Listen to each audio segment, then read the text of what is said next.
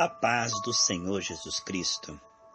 Vamos continuar com a nossa série de estudos, Sintomas de estar sendo enganado pelo espírito do erro. Em 1 Timóteo, capítulo 1, versículo 19, diz assim: conservando a fé e a boa consciência, rejeitando a qual alguns fizeram naufrágio na fé. Esse mesmo texto na Bíblia Viva está bem interessante também. Veja como diz: prenda-se firmemente a sua fé em Cristo e conserve sempre a consciência limpa, fazendo aquilo que você sabe que está certo. Porque alguns desobedeceram à consciência e fizeram deliberadamente, ou seja, de propósito, o que sabiam que estava errado. Não é de surpreender que logo tenham perdido a fé em Cristo, depois de haverem resistido a Deus assim. O espírito do erro está agindo na vida de uma pessoa que peca, mente, continua se escondendo e pensa que isso não vai afetar a sua fé. Pensa que vai continuar sendo um cristão, que vai continuar frequentando a igreja e confiando no Senhor. Assim que Adão e Eva pecaram, o inimigo entrou nas suas consciências e os cegou. Daí eles começaram a ser influenciados através dessa brecha. O espírito imundo criou uma realidade do engano, aonde eles viram Deus agora com medo. O Deus que antes eles tinham prazer na comunhão, eles se escondem. Enquanto o pecado dá legalidade ao inimigo, o espírito imundo, ele suja a lente do coração e faz a pessoa ver pela lente do inimigo de forma distorcida a realidade. Aquilo que a fé antes via como possível, agora a pessoa começa a ficar escravo da ansiedade, depressão, até síndrome do pânico, medo, fobias. Saul, por teimar com o Senhor, cada vez confiava menos no Senhor. Porque a influência, através dessa brecha não confessada, não coberta com o sangue de Jesus, faz com que o inimigo haja e crie nessa pessoa, através do espírito do erro, uma concepção errada. Aquilo que Jesus já resolveu na cruz do Calvário e que o Espírito Santo comunica com o nosso espírito, como diz 1 Coríntios 2, do 9 ao 12. O Espírito Santo é o intérprete correto, é o Espírito da verdade. E ele vem e fala, e mostra, e convence que nós podemos, que não precisamos ter medo. Ele fala. Então ele nos encoraja, nos incentiva, ele mostra que somos capazes. Mas quando o homem peca e permanece no pecado, é como se essa voz fosse calada. E como se a voz do inimigo começasse a falar. E como ele é o espírito do erro, o espírito da mentira, ele vai falar que você está em perigo, quando na verdade você é mais que vencedor. E a pessoa que permanece no pecado vai dando tempo para esse espírito do erro, sem que ela perceba. Porque o inimigo não quer que ela confesse e deixe o pecado. Aí vem o sangue de Jesus e limpa. Aonde está limpo, o diabo não age. Ele é chamado de Beelzebu, Deus das moscas. As moscas só vêm aonde há imundícia. Se você limpar tudo, elas não têm interesse ali. Aonde está limpo, os espíritos imundos não agem. Os espíritos imundos agem aonde há imundícia, não confessada. Porque o pecado é imundícia e abre para espíritos imundos. Por isso, quem não peca, todos pecam. Mas se tivermos o temor do Senhor, imediatamente confessaremos aquilo, nos limparemos com o sangue de Jesus, não dará tempo para que o inimigo haja. Mas se a pessoa permanece no pecado, esconde o pecado, isso dá tempo para que aqueles espíritos imundos entrem através da brecha. e vão influenciando com a mentira, tirando a fé e colocando a preocupação, o medo, a ansiedade. O que vemos sem dúvida é que uma pessoa que teme ao Senhor escapa. A palavra de Deus mostra para nós aqui, queridos, em 1 João 3,21, amados, se o nosso coração não nos condena, temos confiança para com Deus. Então, quando uma pessoa ela peca e esconde o pecado, ao invés de se arrepender, o diabo coloca nela culpa e condenação, desespero. Veja que tanto Pedro como Judas pecaram. Judas não confessou, não se arrependeu. O diabo agiu, colocou desespero e suicídio. Já Pedro, que pecou e se arrependeu, o Senhor o restaurou, mostrou que ele estava perdoado, e na sua primeira pregação ele ganhou 3.000 pessoas. Então, a atitude que a pessoa tem para com o pecado mostra se o Espírito de Deus está na vida dela, porque ela vai se arrepender imediatamente, ela não vai esconder pecado. Como diz Provérbios 28:13, que aquele que confessa com a intenção de deixar o pecado, alcançará a misericórdia de Deus. Mas aquele que esconde o seu pecado, tudo que fizer dará errado. Por que vai dar errado? Porque o espírito do erro entra e começa a ter acesso para matar, roubar e destruir. Então tudo que essa pessoa faz dá errado, até que ela se limpe. Como diz Mateus 5:8, bem-aventurados limpos de coração, porque verão a Deus. Uma pessoa com o coração sujo, contaminado, ela não vê a Deus, ela não percebe a Deus. Ela percebe seu problema, sua fraqueza, sua falha, sua indignidade.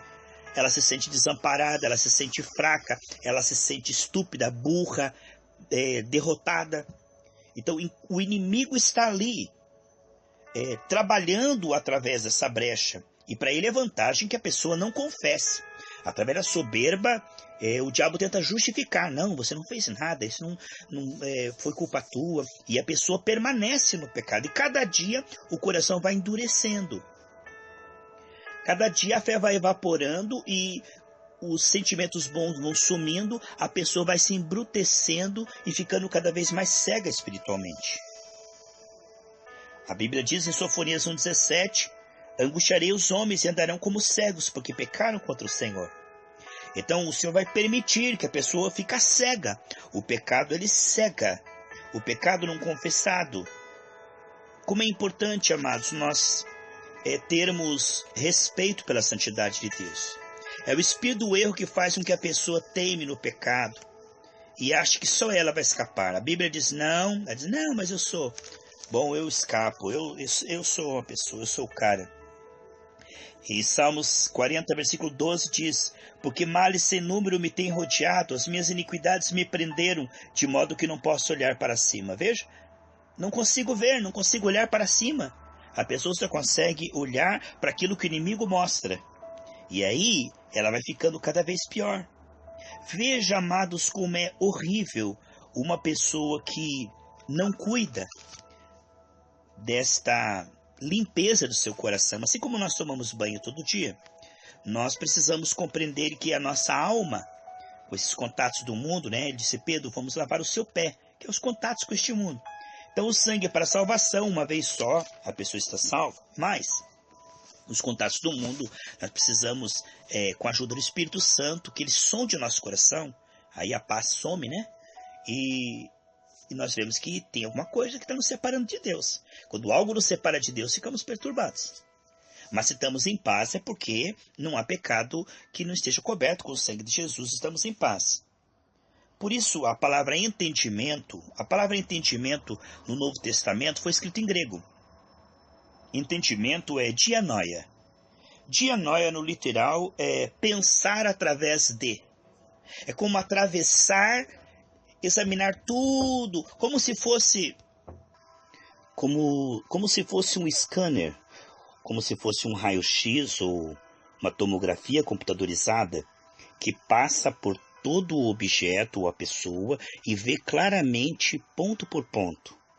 A palavra entendimento, dianoia, pensar através de, é a capacidade, é a compreensão, discernimento, é a percepção clara de como as coisas realmente são. Somente o Espírito Santo é que nos dá entendimento correto. Só ele é 100% lúcido em relação às realidades espirituais invisíveis. Então o Espírito Santo, como intérprete fiel, o Espírito da verdade, ele nos guia em toda a verdade e mostra a verdade da vitória de Jesus em nosso lugar. Então, quando nós estamos sendo guiados pelo Espírito Santo, estamos crescendo em compreensão e entendimento e vemos que somos capazes e nos tornamos ousados. Como diz em Daniel 11:32, aqueles que andam com o Senhor ficarão fortes e realizarão prodígios. Jesus disse, quem tiver essa fé que eu estou falando de andar comigo, fará as mesmas obras e fará maiores. Já quando o pecado entra e o inimigo vai cegando a pessoa, há um retrocesso. A lente é embaçada e a pessoa começa a interpretar agora através da ótica do inimigo, com medo, com ansiedade. Ela é enganada pelo espírito do erro enquanto o pecado não é abandonado. Uma prova clara disto eram os fariseus. Eles não se arrependeram quando João Batista estava preparando o ministério de Jesus, batizando para o arrependimento. Eles se acharam que não precisavam. Eles endureceram o seu coração.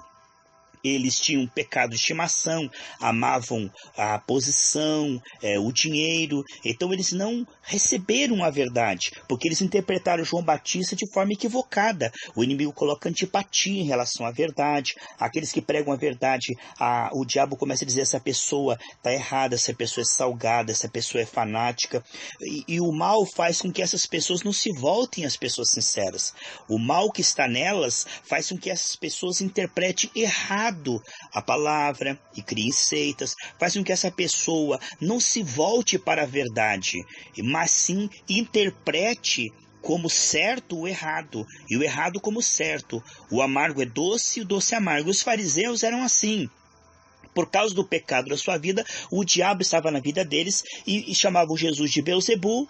Não creram em Jesus na sua primeira vinda. Quando ele ressuscitou e disseram que ele estava vivo e fazendo milagres, eles queriam matar os discípulos porque tinham inveja e diziam que Jesus ressuscitou coisa nenhuma. Então, quer dizer, estava na frente deles, mas porque o coração estava sujo, o inimigo os tornava incapazes de ver a verdade, incapazes de serem penetrados pela semente da verdade no coração. E mesmo a verdade estando diante deles, porque o seu coração estava contaminado, estava a lente embaçada, eles viam tudo como o inimigo falava.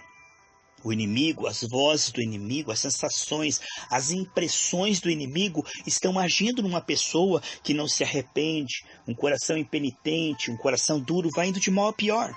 E vai fazendo coisas que não tem sentido e lógica, mas o inimigo que está nela vai levando até a mendicância, né? Até destruir toda a sua vida nas drogas. O que é isso? É um espírito imundo que está agindo e levando ela à loucura, levando ela à prostituição, levando ela ao mundanismo. E isso não tem importância, isso não dá nada, isso é só distração, só entretenimento, isso é uma coisa inocente. Crente também precisa de divertimento secular, isso é só arte. E aí a pessoa ela não consegue mais ver o pecado como algo perigoso, mas aí vê como algo atraente, inocente. A pessoa começa a dar cada vez mais lugar ao pecado e dizer, não, mas isso não é pecado, eu sou cristão, mas isso não faz mal. Mesmo que você mostre o versículo, porque ela está influenciada por demônios, ela vai dizer, não, mas não é assim que eu penso, não é assim que eu interpreto. Na minha opinião, eu acho que isso não dá nada. Quer dizer, aí ela já não está vivendo da árvore da vida, mas da árvore das opiniões, que é a árvore do conhecimento do bem e do mal. Ela está agora sendo guiada pelo espírito das trevas, indo de mal a pior, de mal a pior. E o pior é que ela não aceita. E ela se ira, se irrita, ela foge dos bons conselhos. Se tiver um profeta verdadeiro, ela não o consultará, não sentirá bem na presença dele. O mal que está nela faz ela se sentir mal diante da luz da verdade. E ela vai indo até cauterizar a sua mente. É muito perigoso permanecer no pecado, pois o pecado vai fazendo a pessoa ficar com véu. Mas quando nós nos voltamos ao Senhor, o véu é retirado.